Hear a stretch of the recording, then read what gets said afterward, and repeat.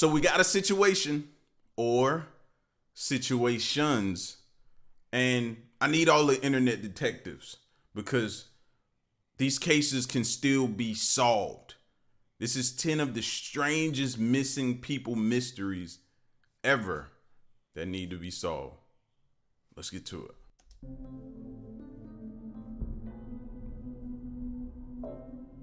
In most missing person cases, all it takes for the mystery to be solved is the right person coming forward with information, and it cracks the case wide open. Number 10.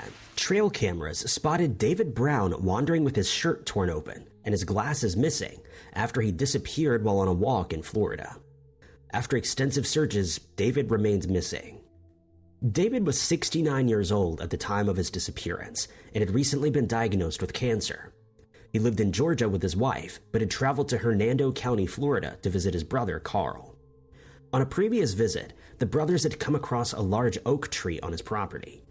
David was moved by the tree, which was described as having branches that reached up to the heavens, and the brothers prayed for David's health there. Now, David wanted to visit the tree and pray there again. The brothers went out in a golf cart on August 13th, taking a dog with them. Not long into the journey, they came across a tree that had fallen on the trail. Carl decided to go back and get tools to clear the tree, but David wanted to go on. He took the dog with him and carried on foot. Around midday, the dog came back alone, which immediately made Carl worry. The search for David began not long after. Checking trail cameras, the search teams found the first clue in David's disappearance. He was spotted wandering south into the woods.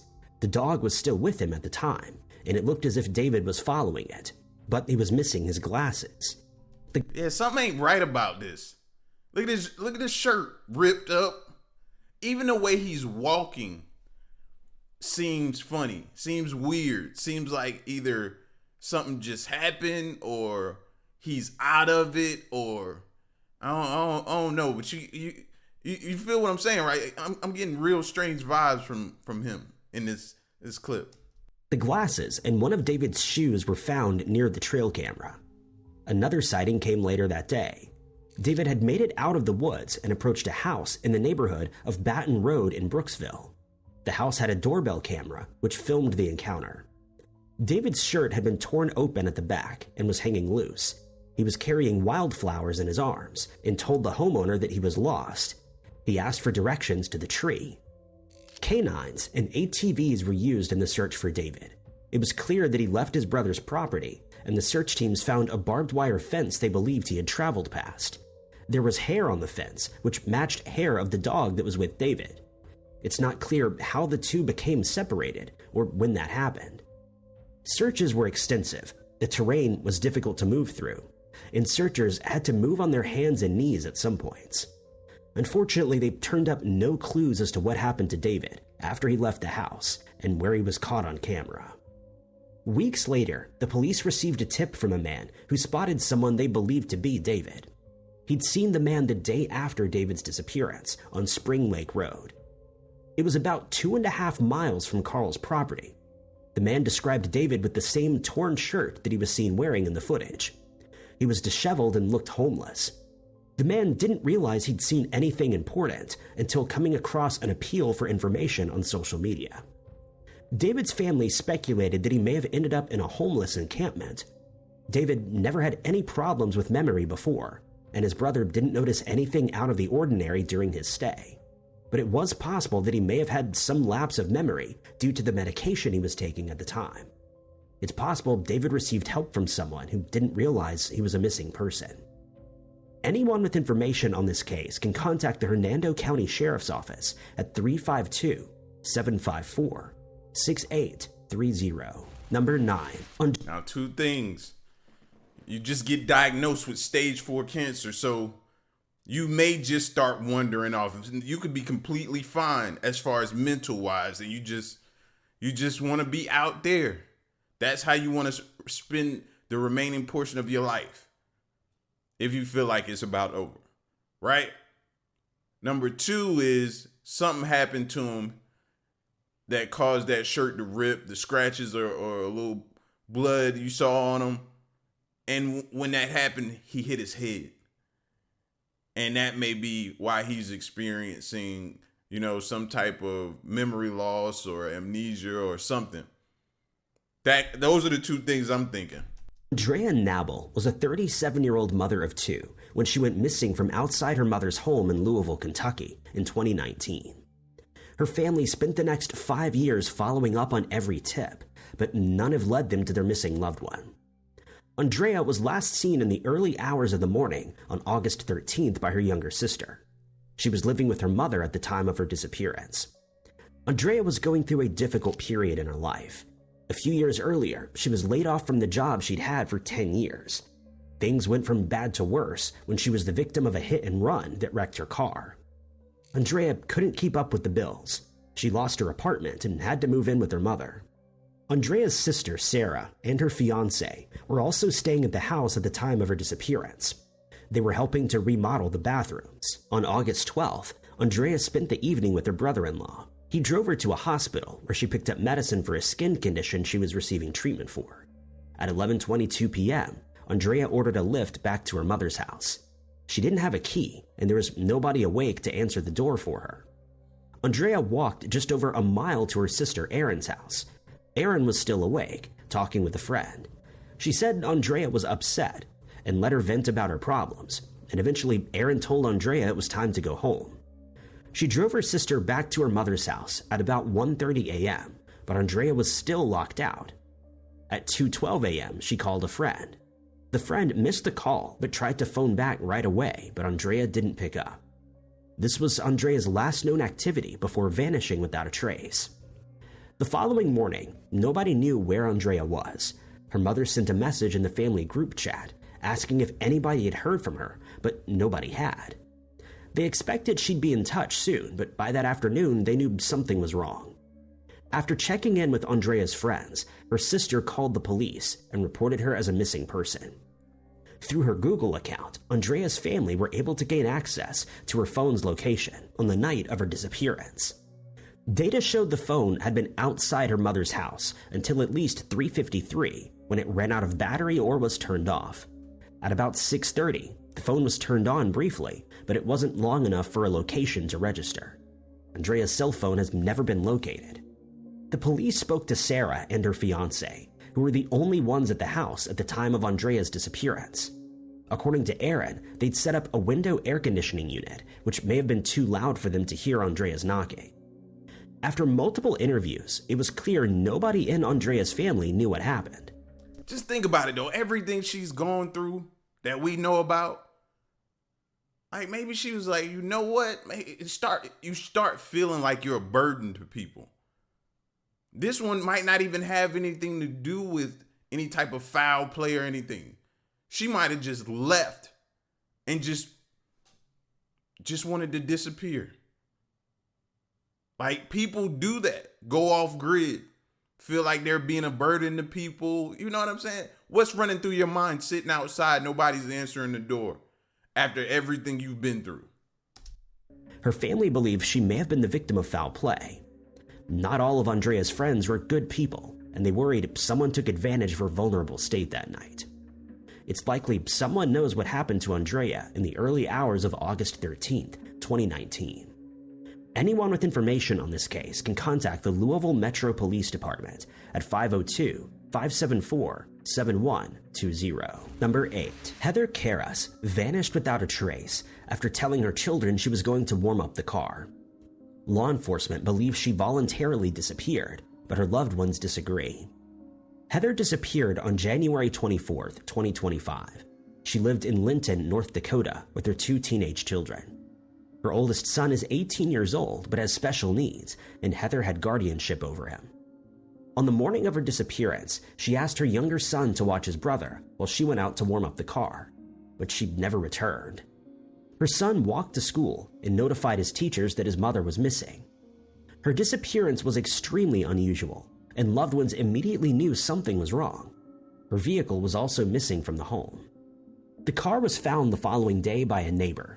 The gold-colored 2000 Chevy Silverado was located at Beaver Bay, roughly 20 minutes from Heather's home. The keys were still in the ignition, and Heather's shoes were found a few feet away from the vehicle. It was a strange scene, and multiple searches took place at the location, but no other clues were located. A week after the car was found, canine units were brought to the area to try to locate the missing woman. They traced a scent from the car to the nearby highway, but then the scent was lost. Law enforcement theorized that she had willingly left. They believed she had assistance from an acquaintance who lived out of the state. It's not clear if they had a specific acquaintance in mind, but Heather did have friends in Utah, Colorado, Nevada, and North Carolina. According to law enforcement's theory, she drove the car to Beaver Bay and was picked up from there by a friend, and they believe she may have taken steps to avoid detection. But no footage has been uncovered showing Heather making that journey. News reports state that she drove in an unknown direction, and it's possible she went to some other location before the car was taken to Beaver Bay. If anyone has any information on this case, you're asked to contact the Emmons County Sheriff's Office at 701-254-4411. Numbers. I would like to think that nobody would do that to their children.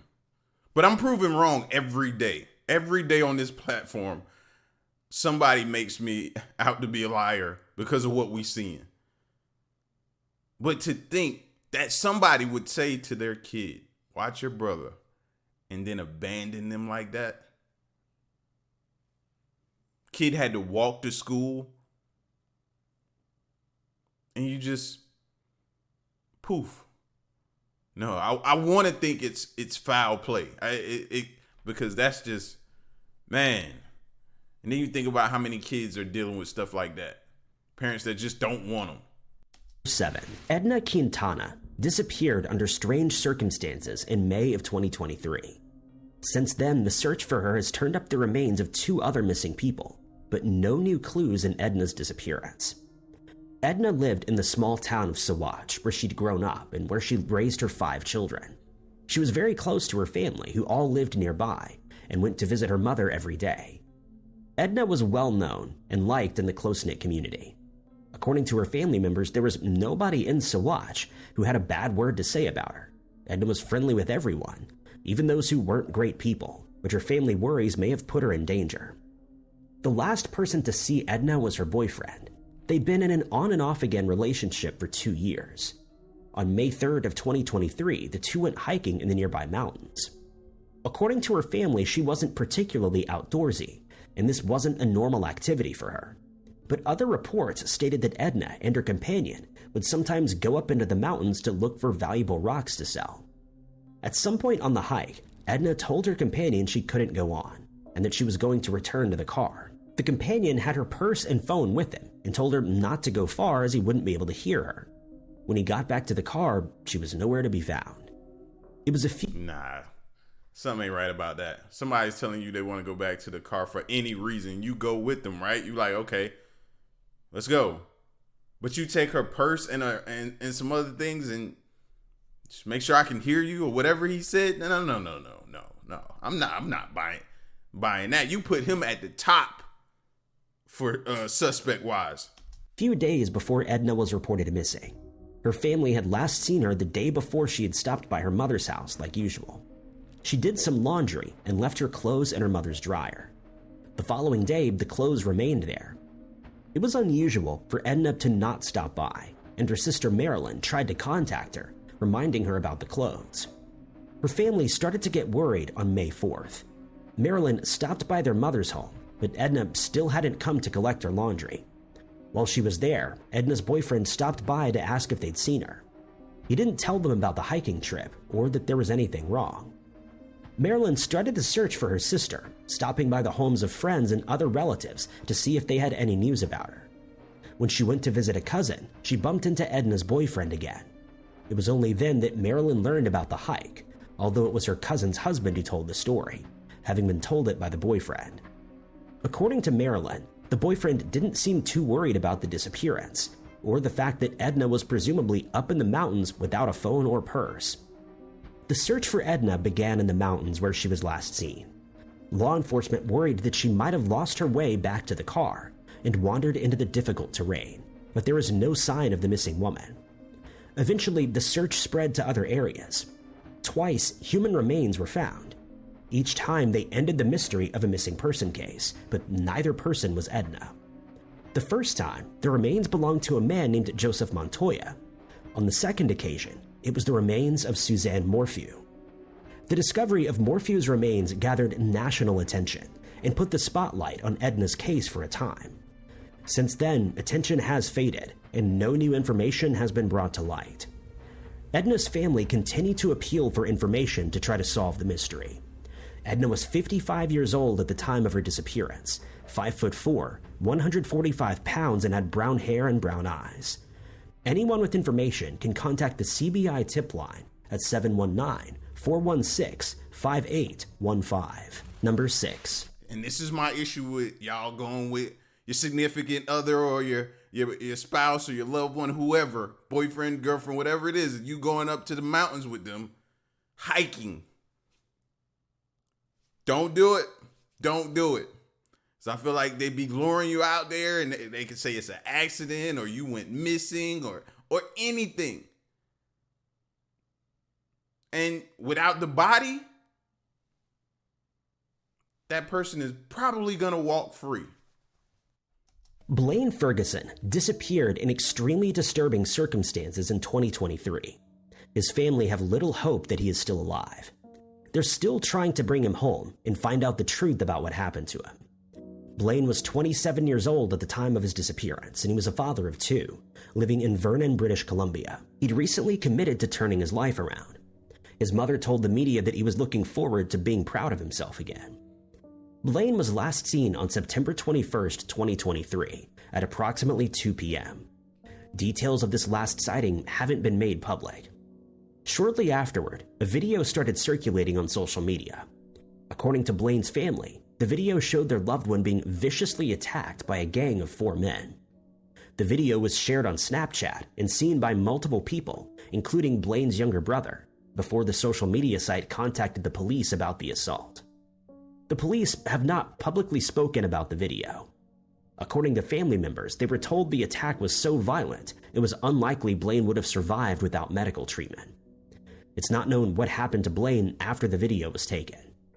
Despite the video, Blaine's case is still considered a missing person case, but the police have been investigating with the belief that foul play was involved in his disappearance. Just days after Blaine vanished, a house in Vernon was searched by authorities in relation to the missing person case. The police also revealed that they were searching for information about a vehicle. They released images of a car, a blue 4-door Toyota Echo with the BC license plate of SJ828K. As the case is such an active and ongoing investigation, little information has been released to the media. Blaine's mother told the local media that she used an online court services portal to look up the name of the people she believed to be in the video of her son. She found that charges had been filed against him just days after Blaine's disappearance. The file number next to the charges was the same as the number of her son's case, but since then there have been no more changes, and it's not clear how those charges progressed. She's also shared that her family has been worried about their own safety since his disappearance. Blaine's younger sister was scared to leave the house to even go to school. If you have any information on this case, you're asked to contact the local police or submit an anonymous tip by calling Crime Stoppers at 1-800-222-8477. Number 5. Dean Patton was just starting a new stage of his life when he vanished without a trace in 2012. Dean was 24 years old at the time of his disappearance, living in the coastal town of Portrush, North Ireland. He was described as a vulnerable adult and had just moved into supported living accommodation in the week before he went missing. His new home was in the same town as his parents, an area he was familiar with and where people knew him. According to his family, he was happy with his new independence. The last time Dean's family and friends saw him was the night before he vanished, July 24th, 2012. That evening, he went to a family party. The next day, Dean was seen again in the area near Eglinton Hotel. Unfortunately, the details of these final sightings are unclear. Even the time of day when he was last seen is different in various reports. What's known is that Dean was caught on CCTV at a convenience store near the hotel on July 25th, either in the afternoon or evening. His last known sighting was near the hotel. It's not known what he was doing or what direction he was heading in when he was last seen. It wasn't long before Dean was reported missing. By July 31st, his case was being featured in local and BBC news reports. Coastal searches took place, and Portrush is a seaside town, and the area where Dean was last seen is located on a small peninsula of land jutting out into the sea, surrounded by beaches. It would be very easy to get to the water from where Dean was last seen. Search teams utilized drones in the search for the first time in a missing person case in Northern Ireland, but unfortunately no signs of Dean were located. After Dean vanished without a trace, there were many rumors about what happened to him. The police conducted digs on the beach and in a wooded area, but no clues turned up. His uncle told the media that there were reports that Dean had been forced into a vehicle, but this lead never went anywhere. On the anniversary of Dean's... And I was thinking something crazy because they said the night before he had went out or something, maybe out drinking or whatever. It's like they be targeting, man. They be targeting you at these bars. Start drinking at home from now on. Stop going to the bars. Because I feel like they just be out back or out to the side waiting on you to walk out, maybe walk to your car in a dark area and push you into a car and you gone. Nobody ever see from you again. But if you notice, in a lot of cases we've gone through, especially the missing people one, some of their last known locations, when they say the night before, they were at a bar. They were at a bar. Disappearance, his family and police reissued appeals for information. In the first months of the case, the family held on to hope that Dean was alive, but now they believe it's unlikely Dean could have survived after all this long time alone. Dean is described as being about 6 feet tall with dark hair and a tanned complexion. He was last seen wearing a black t-shirt and blue jeans, and anyone with information on this case can contact the police on 101 or Crime Stoppers on 0800-555-111. Number 4. Anthony Donalan went missing from his home in London in 1995 under strange circumstances. His case gathered little attention at the time, and almost 30 years later, his family are still pushing for answers. Anthony was better known as Tony to his friends. He grew up in Clare, Ireland, where he was the second youngest of 7 children. His parents owned a farm and expected their sons to carry on the family business, but Tony was always more interested in books and studying. When he was still a teenager, his personality suddenly changed. He started acting out, and his parents suspected he'd had an emotional break. He spent time in a mental hospital before going to London to stay with his sister for a year. Tony returned to Ireland to finish his education but moved back to London as an adult. Tony seemed happy with the life that he had made for himself in London. He was very outgoing and had a large number of friends, especially within the Irish community in the city. He also had come out as gay to his siblings. He worked as a bartender and had done some work on ships before. In 1995, Tony was living in an apartment in South London. He shared the apartment with his ex-boyfriend Peter, who owned the property, and Peter's new boyfriend. It was an unusual relationship, and Tony had spoken to his sister about changing the locks on his door, but there didn't appear to be any major problems. Only a few months before he disappeared, Tony had gotten into a bike accident. He was thrown from his bike and damaged his back. This meant that he was out of work as he couldn't lift heavy boxes or crates. His older sister invited him to stay with her for a while, but he refused. Tony's younger sister, Dolores, last saw him on October 7th, the Saturday before he vanished. They had a weekly trip to the cinema, and the trip went ahead without any issues. Dolores didn't notice anything out of the ordinary about her brother, and had no idea this was the last time she would see him. According to his apartment mates, the last time they saw Tony was on October 11th.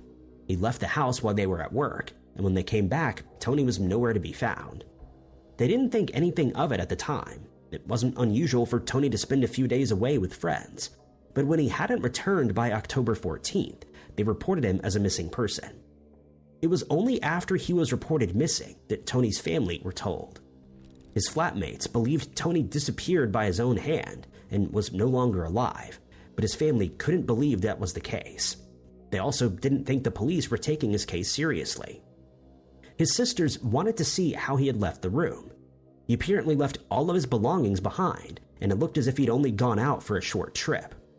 The only thing that was unusual was an envelope containing £1,000 addressed to Dolores, But when they arrived at the flat, they found Tony's belongings had already been packed into boxes and work was being done to his room to remove dry rot. The police interviewed Tony's flatmates but found no evidence that they were connected to Tony's disappearance. At some point in the investigation, 2 people were arrested, but later were released without charge. And since then, there's been no update on his case, and Tony remains missing. Anyone with information can contact the Missing People organization at 116-000. Number 3. On the night of March 22nd, 2015, Dean Roche told his mother he was going to buy a car and he'd be back in half an hour. He never returned. The car was found crashed not far from where Dean had purchased it, but Dean himself was never found.